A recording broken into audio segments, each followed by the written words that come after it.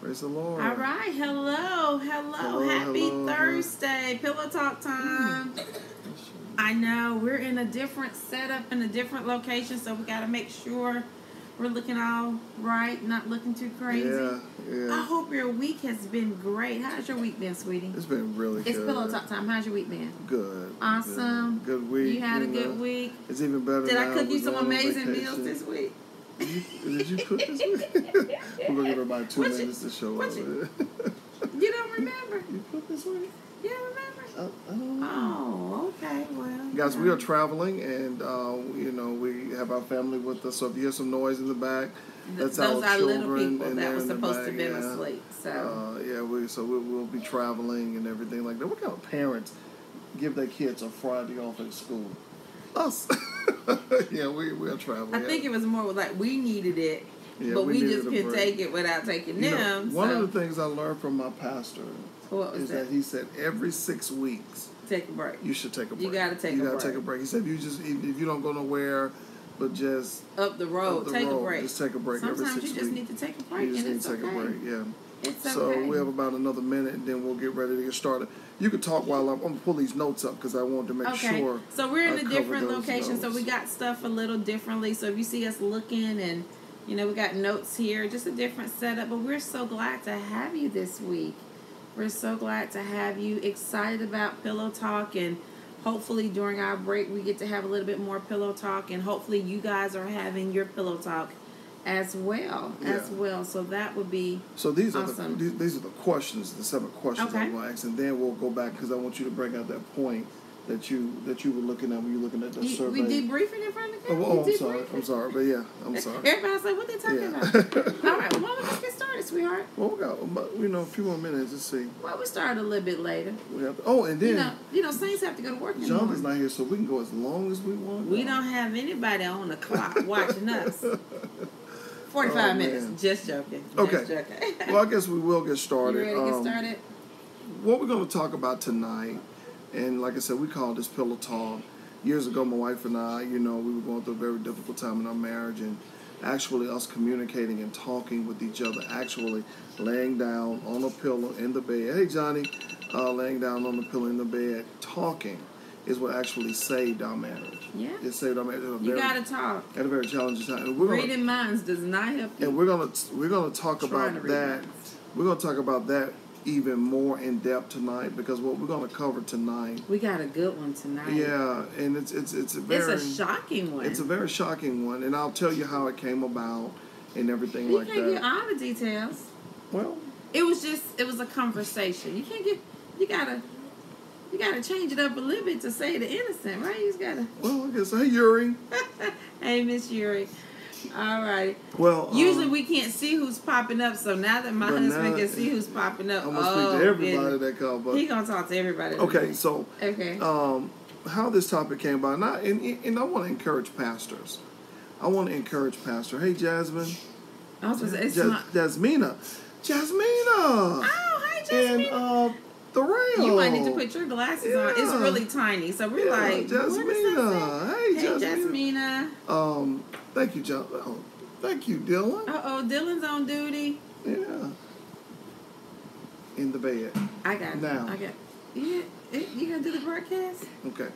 All right. So anyway, where did this topic come from? Okay. And I encourage pastors. You can go ahead and take them on, and then make sure you get in the bed. And my wife, she's coming right back. I'll be back. She got to go be mom. All right. I encourage pastors, man. Listen. Here's what you need to do, guys. Get you some millennials on your staff, because they share a part of truth. And I mean, some things, and I really don't mean this in a demeaning way or a bad way or anything like that, but it's just some things that me and my wife just kind of was just thinking like, you just assume people. I just assume people just kind of knew that, or it's just we're kind of old fashioned a little bit. And I don't like when you put the word old. Well, yeah, we're a little older. We're getting up there, and the way that they view the world is totally different. But you have to understand, as a pastor, I'm called to the world. I'm called to reach the lost. That's my job. I'm called to reach the lost. The Bible said, Jesus said when he was writing, he said, the well doesn't need a physician. He said the sick do. And so I'm called to so my method of ministry is so different. So I surround myself with a lot of younger people to hear the voice of the world and what's going on out there. And I'm telling you, man, stuff that my wife and we just kind of thought that people just kind of knew, they really don't know. And you know what? I'm being honest with you. We learn you can't assume. Yeah. You can't assume. You have to cover all your bases, because when you work with people, you talk to people, you minister to people, people are at different phases. Yeah. And so just like with your children, you know, you got a little baby, you have a toddler, you have a teenager, you have adult children, and they're at different places. And you just have to cover your bases. Now listen to this, because, and we're gonna get into the topic in a minute, but this is very important. What our view of the world, and sometimes our view of the world, we try to force our view on the world as if it's concrete. Mm-hmm. We take people through premarital counseling. I can see why marriage is a felony. Okay.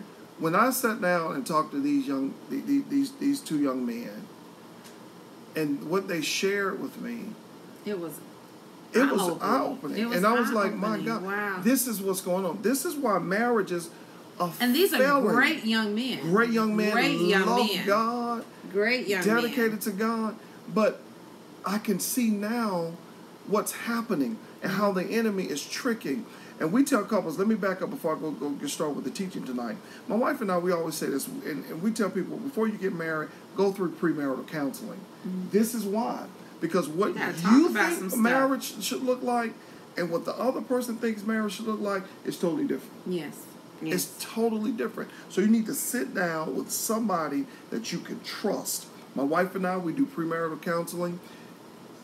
You gotta sit down with some people that you can trust. You cannot assume. This is very important. This is the point I'm trying to make. I know I went all around that to make this. Yeah, because I'm like, you know, he off the chain because I'm Jonathan. Yeah. I'm gonna put you on a time clock because you're acting up. But here's what I'm saying. You have to talk. You have to talk in a marriage. You gotta talk. You gotta talk. Because if you don't, you'll totally miss each other. You're thinking one thing, you're thinking another thing. When I say I love you, it could mean something totally different than what you just heard. So it's just very important that you talk. So tonight, we're going to talk about. What we talking about? We're going to talk about. We're going to. Oh, that's the point I was trying to make. Yeah. When we sit down and we talk to people about premarital counseling, we tell them we're not going to tell you how your marriage should look. Mm-hmm. What we do is we lay out a blueprint of how it should look, but then you take the blueprint and you match it with your life. Mm-hmm. Because people come from different backgrounds, and you still have to talk it through. When you leave premarital counseling, all of your problems are not solved. You still have to go back and you got to work on the marriage. Okay, so we got 8 minutes. So what we're going to talk about tonight is what is really cheating? What's cheating? But you know what? We thought that was a pretty straightforward question. We thought people got it. We thought people understood. And then there was a conversation with some millennials and probably others. And we're not just going to put it on the millennials. And we realized that, wow, people don't see that all the same way. They don't need to have a conversation. Like the way I see it, the way I think of it, may not be the way you think of it. So I'm going to ask about 7 questions here. All right, here comes some questions. And then we'll get into the actual teaching. And this may be good because we could be interacting. Okay. Is sexting cheating? Do you know what sexting is? Yes, I do. Okay, I just found out what it was. Talking to me like I don't know. I didn't know what it was. I had no clue what At least sexting I think was. I know that. What is sexting? What do you think sexting is? Sending sexual text messages. That's what it is. Oh. That's exactly what it is. I was like, I didn't know. I'm up to speed, kind of, sort of. I didn't know that people do that. People consider sexting not cheating. The fact that it got sex on the front, yeah, they said that's really just texting. Nothing is tied to it. But see, if it was just texting, it'd be called texting. Yeah. It's the reason why they put sexting. So do you consider sexting, sending sexual pictures? I know we have different audiences around here. sending sexual pictures of your body to a person of the opposite sex. Is that cheating? Is that cheating? Is that cheating? Have you and your significant other, your spouse, talked about that? What's the next question? Flirting. Is flirting cheating? Is it? What you guys think out there? I mean, is it cheating? Some people say it's not cheating. Some people say it is cheating. Some people say it's different. Some people don't consider flirting cheating. Have you had the conversation? Do you know what the boundaries are? What does your spouse think about that? Here's another one. Now, look, I put this one up as a post, but we have different people from different backgrounds that listen to this show. So let me ask you this. Just exchanging numbers. Nothing serious. I just gave you his number. You got my number. Is that cheating? Just exchanging numbers of the opposite sex. I don't know about that. Somebody said yes to all. They haven't ever heard of it. Okay. All right. Give. Okay. The next one is so far. having lunch with the opposite sex. You just having lunch dates, continual lunch dates. Oh no, you put lunch dates. Well, I mean, you go out to lunch with somebody, y'all eat opposite sex, and then the next day not you work related. It's not work related. You're not talking about work. We're just having lunch. Hanging. We're just hanging. We're just kicking it. We like to. Okay. Is that cheating? Okay. The other question was following your ex on social media. Following your ex on social media, is that cheating? Is that cheating? I think he wants to ask another one, but we got some listening ears, so you can spell it. Oh. Remember the one about the... Oh. Now, listen, let me say this. This is very important. Okay, go over there on this side. This is very important. We have different people that listen to the show. I know I'm a pastor. My wife, she's a pastor. We lead a church. Stop trying to clean it up, Pastor. Just spit it out. You already told him. Just but we have people from different backgrounds that listen to the show. Spit it. And people don't think... Well, the question is a lap dance. Going to the strip club and having a lap dance. Is that cheating? And I'll let you guys, the one that you really caught your attention. You remember the one you said? Which one was that? Oh, no, we can't talk about that one because, my son is up. But that one. I was going to spell it. Well, I mean. Just the first word, but he doesn't know what this. But listen, guys. What people consider cheating and what my wife and I think is cheating is totally different. But here's the thing. We have different people that listen to the show from all walks of life. We have Muslims. We have people that don't believe in God. We have people that are Christians that listen to this particular show. And this platform right here that we're using is based at saving marriages and family. Okay? This is what this platform is for. Whatever background that you're from, this is what this platform is for. Now, what we use to teach is what held our marriage together for so many years, and that's the Bible, the Word of God. That's where we get our definition of marriage from, and everything that we teach comes from the Word of God. So we pull principles from that, and we share that with you. Yes. Okay? So all of those concepts that are there. Now, I asked one particular guy, I asked him, I said, listen, I don't think I need to say that.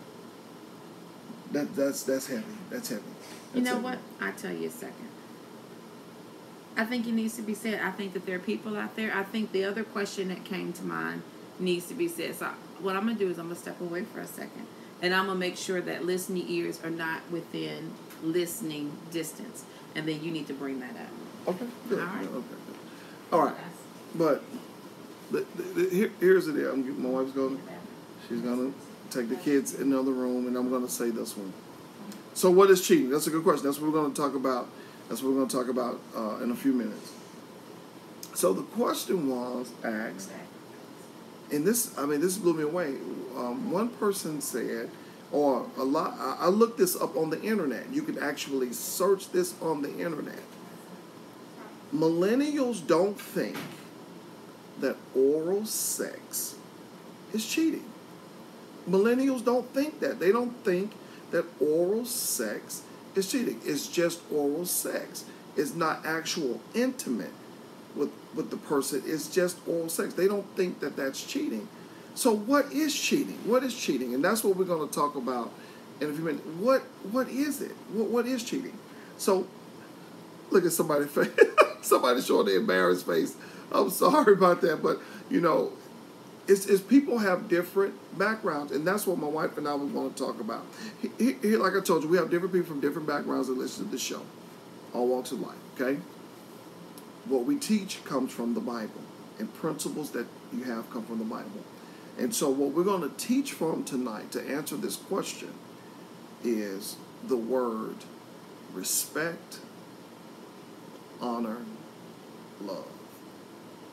Respect, honor, love. Okay? Now my wife, she would say the same thing that I would say here. When you honor somebody, that means you don't want to do anything to try to hurt, harm, damage, or do anything to defame or do anything to try to demean in any kind of way, embarrass in any kind of way, or mislead or misguide or mistrust. And that's what the whole crust of what a marriage should be based on. Yes, it should be based on trust. Yes, you should have love. But when you actually get into the life of doing marriage, you have to honor each other. And when you honor each other, it's almost like, let me ask you a question. If I was to give you $1 million, and I say, here's $1 million, and I want you just to hold this $1 million for me, and if you can hold it for 30 days, the $1 million will be yours. You just can't spend it, but you have to hold it, guard it, protect it, watch it, make sure nothing is stolen from it for 30 days. After the 30 days, the $1 million is yours. I bet you any kind of money, you'll make sure that you care for it. You'll make sure nothing comes to try to come near it, to try to take it away. You'll guard it with your life. You'll protect it. But here's the crazy thing about that. $1 million will go away just like that. But the person that you say you're going to do the rest of your life with, you're going to make an impression on them that's going to impact your children and children's children. They're going to see what life should look like through your eyes. And so it's amazing to me how we take material things that can be replaced, that can be replenished, that can be restored. We take those things and we hold those things with such high value. But when it comes to our mate, the one that you say you're going to do the rest of your life with, the one that you say you're going to walk through the most trying times, they're going to see you at your most vulnerable point, and you're going to see them at their most vulnerable point. So you're going to see each other there at the weakest stage, total vulnerability towards each other. There's no hiding. There's no covering up. There's no big eyes. There's no big, there's no pride when it comes to love in marriage. So you're going to take that and you're going to dishonor the fabric of that person's soul by doing something that is questionable. See, when you honor somebody, when you honor them, see, I honor my pastor, I honor my parents, I honor my wife.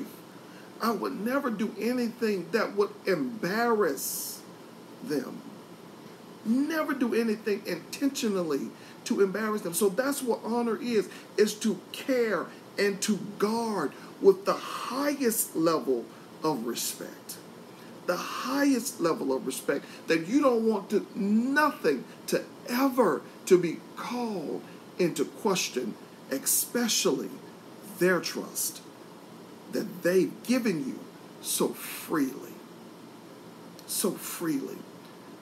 So trust in marriage is so vital.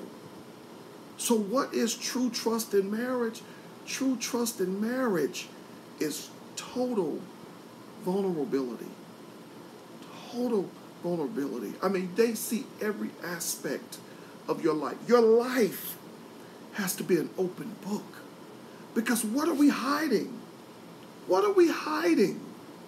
What are we hiding? We wake up together, we go to bed together, we take baths together, we take showers together, we sleep together.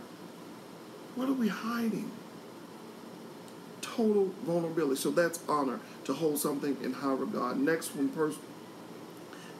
is respect. Respect. And I wish my wife would come out because I wanted her to teach on respect. Honey, you want to come on out now? Cam. I'm sorry. Well, she was supposed to teach on respect. And we have a powerful testimony when it comes to respect, because my definition of respect was fixing plates. I wanted her to fix my plate, and I wanted her to clean the house. I wanted her to do all of these crazy things. That's what I thought respect was. Until I really understood that true respect in marriage. Okay, you want me to go ahead and finish? So she told me to finish. Jonathan, she told me to finish it up tonight. Come tell them, because they ain't going to believe me. Hi. I told them to finish up. I have somebody who's not participating very well tonight. Okay. I'm going to have to give them. So y'all got me now. And I'll just joke. But I'll wrap it up in a little bit. But my wife has a powerful lesson. And we want to encourage you now, if you're a church group or organization, you want somebody to come in and teach on what marriage should look like, invite us out. We'll love to come out and do it. But we're doing a conference here in January. We're in Montgomery now. We're going to Nashville in the morning. But we're doing a conference here. Is it going to be here in Montgomery? Yes. And it's called Prattville. And we're going to be teaching on some of these powerful concepts on vulnerability and openness in marriage and different things like that. But here's something that's very important, guys. Extremely important. Respect in marriage. Because I thought respect was fixing plates and doing what I tell you to do when I tell you to do it and how I tell you to do it. And if you didn't value what I said when I said it, then you don't respect me. But respect, I really wish she could come teach on that, because it's powerful how respect works and what the Bible really means when it talks about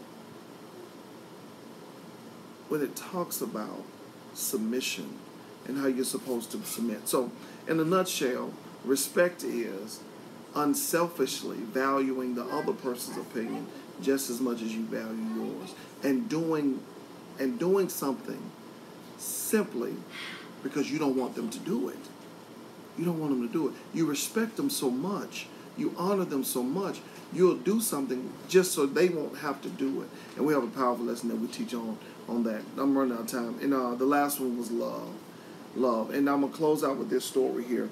One of the things that we talk about in marriage is we talk about the power of agreement. And love is so powerful when it comes to marriage and the power of agreement. But here's what I want to talk about when it comes to love. See, marriage is a team sport. It's a team sport. Both have to be willing to play by the rules. And when you love somebody, you don't play the game of marriage by yourself when it's a team sport. You don't make all the rules. You don't play the game the way you want to be played. You play the game together. And together, you build the symphony of what a marriage is supposed to look like. I hope I answered the questions and everything. Are there any more questions out there? But we're going to talk more about this on next week on total vulnerability, what it means to be totally open and totally honest and not hiding anything from your spouse, but your life is an open book to them. That's what marriage is all about, okay? All right? God bless you guys. We'll see you guys on next week. God bless you.